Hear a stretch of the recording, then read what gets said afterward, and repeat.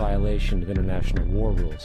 And on December 4th, 3 days before the attack, Australian intelligence told Roosevelt about a Japanese task force moving towards Pearl Harbor. Roosevelt ignored it. So, as hoped and allowed, on December 7, 1941, Japan attacked Pearl Harbor, killing 2,400 soldiers. Before Pearl Harbor, 83% of the American public wanted nothing to do with the war. After Pearl Harbor, 1 million men volunteered for the war. It is important to note, Nazi Germany's war effort was largely supported by two organizations, one of which was called IG Farben. IG Farben produced 84% of Germany's explosives, and even the Zyklon B used in the concentration camps to kill millions. One of the unspoken partners of IG Farben was J.D. Rockefeller's Standard Oil Company in America. In fact, the German Air Force could not operate without a special additive patented by Rockefeller's Standard Oil.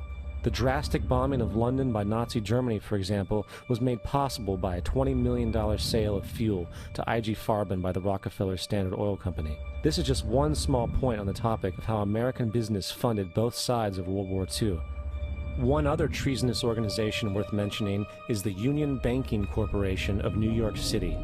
Not only did it finance numerous aspects of Hitler's rise to power, along with actual materials during the war, it was also a Nazi money laundering bank, which was eventually exposed for having millions of dollars of Nazi money in its vaults. The Union Banking Corporation of New York was eventually seized for violations of the Trading with the Enemy Act. Guess who the director and vice president of the Union Bank was? Prescott Bush, our current president's grandfather, and of course our former president's father. Keep that in mind when considering the moral and political dispositions of the Bush family. Vietnam. The United States' official declaration of war on North Vietnam in 1964 came after an alleged incident involving two U.S. destroyers being attacked by North Vietnamese PT boats in the Gulf of Tonkin. This was known as the Gulf of Tonkin Incident. This single situation was the catalytic pretext for massive troop deployment and full-fledged warfare. One problem, however, the attack on the U.S. destroyers by Vietnamese PT boats never happened. It was a completely staged event to have an excuse to enter the war. Former Secretary of Defense Robert McNamara stated years later that the Gulf of Tonkin incident was a mistake, while many other insiders and officers have come forward, relaying that it was a contrived farce, a complete lie. Once in the war, it was business as usual. In October 1966, President Lyndon Johnson lifted trading restrictions on the Soviet bloc, knowing full well that the Soviets were providing upwards of 80% of North Vietnam's war supplies. Consequently, Rockefeller interests financed factories in the Soviet Union, which the Soviets used to manufacture military equipment and send it to North Vietnam. However, the funding of both sides of this conflict was only one side of the coin. In 1985, Vietnam's rules of engagement were declassified. This detailed what American troops were and were not allowed to do in the war. It included absurdities like North Vietnamese anti-aircraft missile systems could not be bombed until they were known to be fully operational. No enemy could be pursued once they crossed the border of Laos or Cambodia. And most revealing of all, the most critical strategic targets were not allowed to be attacked unless initiated by high military officials. Apart from these imposed ludicrous limitations, North Vietnam was informed of these restrictions and therefore could base entire strategies around the limitations of the American forces. This is why the war went on so long. And the bottom line is this: the Vietnam War was never meant to be won, just sustained. This war for profit resulted in 58,000 American deaths and 3 million dead Vietnamese. So, where are we now? September 11th was the jumpstart for what is now an accelerated agenda by the ruthless elite. It was a staged war pretext no different than the sinking of the Lusitania, the provoking of Pearl Harbor, and the Gulf of Tonkin lie. In fact, if 9/11 wasn't a planned war pretext, it would be an exception to the rule. It has been used to launch two unprovoked illegal wars, one against Iraq and one against Afghanistan. However, 9/11 was a pretext for another war as well, the war against you. The Patriot Act, Homeland Security, the Military Tribunals Act, and other legislations are all completely and entirely designed to destroy your civil liberties and limit your ability to fight back against what is coming. Currently in the United States, unannounced to most brainwashed Americans, your home can be searched without a warrant, without you being home. You can in turn be arrested with no charges revealed to you, detained indefinitely with no access to a lawyer, and legally tortured, all under the suspicion that you might be a terrorist.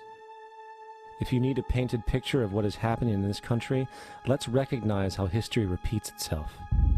In February 1933, Hitler staged a false flag attack, burning down his own German parliament building, the Reichstag, and blamed it on communist terrorists.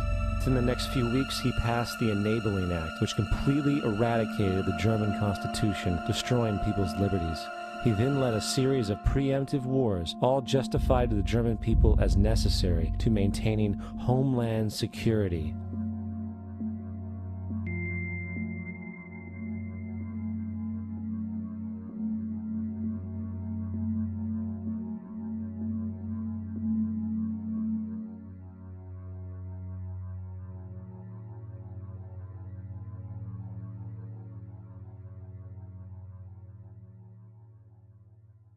Am Schicksal des Kommunismus und der sich mit ihm verbrüdernden anderen Organisationen ändert dies nichts. Our enemy is a radical network of terrorists and every government that supports them. It's time to wake up. The people in power go out of their way to make sure that you are perpetually misled and manipulated. The majority's perception of reality, especially in the political arena, is not their own. It is shrewdly imposed upon them without them even knowing it. For example, the public at large actually believes the invasion of Iraq is going badly, as sectarian violence doesn't seem to stop. What the public fails to see is that the destabilization of Iraq is exactly what the people behind the government want. This war is to be sustained so the region can be divided up, domination of the oil maintained, continual profits reaped for the defense contractors, and most importantly, permanent military bases established to be used as a launching pad against other oil-bearing, non-conforming countries such as Iran and Syria. For further implication that the civil war and destabilization is purely intentional, in 2005, 2 elite British SAS officers were arrested by Iraqi police after being caught driving around in their car shooting at civilians while dressed up as Arabs. After being arrested and taken to a jail in Basra, the British Army immediately requested the release of these men. When the Basra government refused, British tanks came in and physically broke out the men from the Basra prison. If you wish to destroy an area, how do you do it? Well, there are 2 ways. You can go in there and bomb it and so forth, but that is not very efficient. What you do is you try to get the people in that area to kill each other and to destroy their own territory, their own farms. And that's what's been done in that area. The way in which you destroy an opponent is get him to destroy himself by dividing his ranks against one another.